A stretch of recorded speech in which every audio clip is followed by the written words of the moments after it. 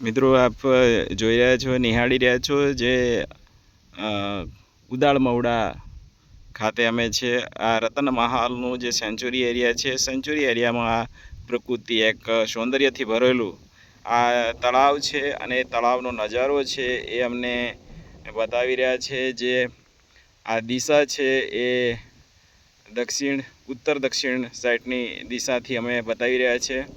અને આ જે રતન મહાલનો સેન્ચુરી એરિયા છે જે આપ જોઈ રહ્યા છો, પ્રકૃતિ અને સૌંદર્યથી ભરપૂર આ નજારો છે. અહીંયા એક ખૂબ સુંદર રીતે અહીંયા ફોરેસ્ટ વિભાગ દ્વારા અહીંયા પોઈન્ટ પણ બનાવવામાં આવ્યો છે, જે આપ જોઈ રહ્યા છો, નિહાળી રહ્યા છો. અહીંયા અનેક પ્રવાસીઓ પણ આપણને વિહરતા જોવા મળશે.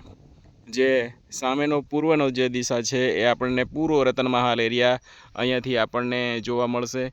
જે ખૂબ સુંદર અહીંયા નજારો છે જે આપણને બતાવી રહ્યા છે. અહીંયા આપ જોઈ રહ્યા છો, આ જે તળાવ છે એમાં જે પક્ષીઓ માટેનું એક ખૂબ સુંદર અહીંયા સ્થાન છે. જે પક્ષીઓ વિહરતા હોય છે, દેશ વિદેશથી અહીંયા આવતા હોય છે, જે આપણને જોવા મળી રહ્યા છે.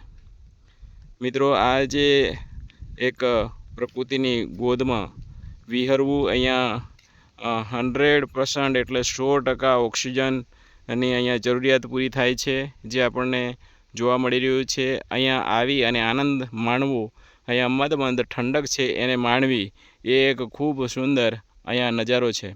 સામેની સાઈડ આપણે જોઈશું તો અહીંયા અનેક જે વન વિભાગ દ્વારા અહીંયા પક્ષીઓનું અને વૃક્ષોનું અહીંયા એક કેન્દ્ર બનાવેલું છે, જે પ્રવાસીઓ માટે અહીંયા ખૂબ જાણીતું છે.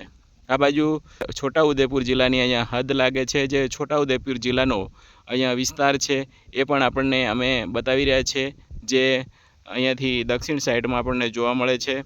તો આ ગુજરાતનું દાહોદ જિલ્લાનું એક પ્રકૃતિ સૌંદર્યથી ભરપૂર આપણને આ એક જોવા મળી રહ્યું છે, જે આપણે માણી રહ્યા છે. તો આપને આ Ratan Mahal Dahod YouTube channel subscribe ના કરી હોય તો સબસ્ક્રાઈબ કરી દેજો. વિડીયોને લાઈક કરજો, શેર કરજો અને ઘંટી દબાવી દેજો, જેથી નોટિફિકેશન આપણા સુધી આવતી રહે. અહીંયા પક્ષીઓનો કલરવ અવાજ છે આપણને સાંભળવા મળી રહ્યો છે. અહીંયા અદ્ભુત અહીંયા પ્રકૃતિ શિબિરો થતી હોય છે, જ્યારે દેશ વિદેશથી પણ અહીંયા રતન મહાલને માણવા માટે આવતા હોય છે. ત્યારે અહીંયા આપણો જે કહેવાય ને કુદરતી ખજાનો છે, એ કુદરતી ખજાનો આપણને અહીંયા જોવા મળે છે.